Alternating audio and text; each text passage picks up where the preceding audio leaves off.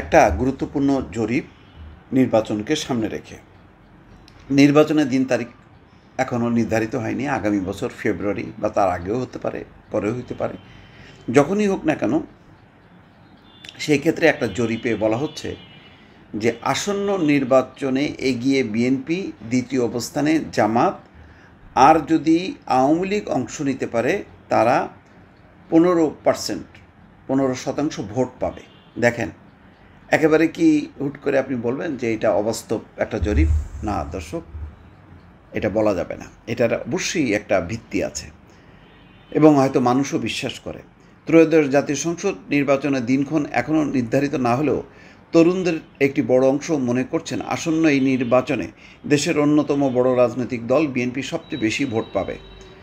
South Asian network one economic modelling SANEM পরিচালিত এক জরিপে এমন চিত্র প্রকাশ পেয়েছে।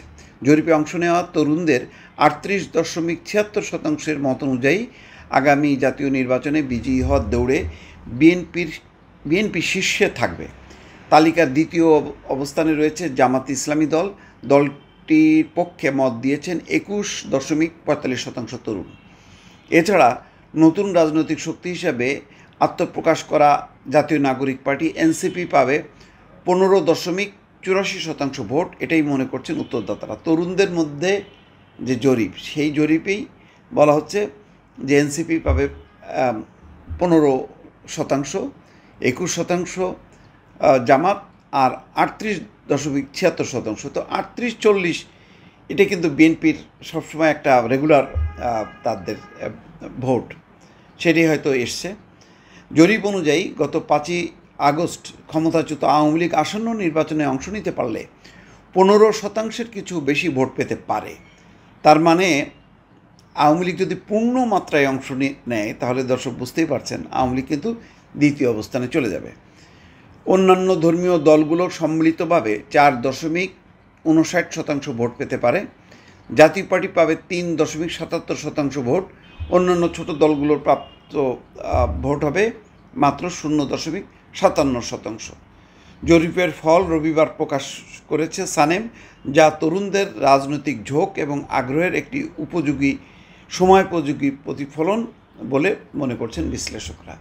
হয়তো এদিক সেদিক হবে, কিন্তু এই যে জরিপের যে বাস্তবতাটা বা ফলাফল, এটা কিন্তু অস্বীকার করা যাবে না।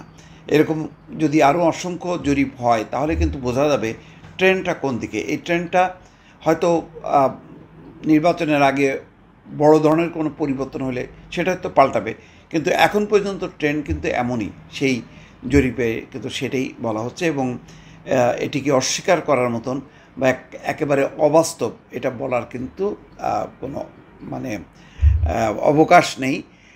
এটাই মনে করে যে বিএনপির ধারে কাছে কিন্তু এখনও কেউ নেই।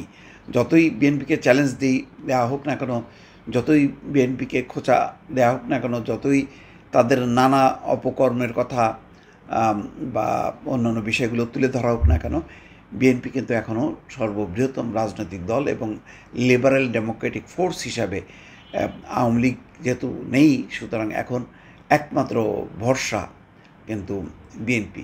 এটা হচ্ছে বাস্তবতা, এটা ভোটারদের কথা। দর্শক, এটা মনে করেন না যে আমি কোনো জরিপ প্রকাশ করলাম। ভালো থাকবেন। আল্লাহ হাফেজ।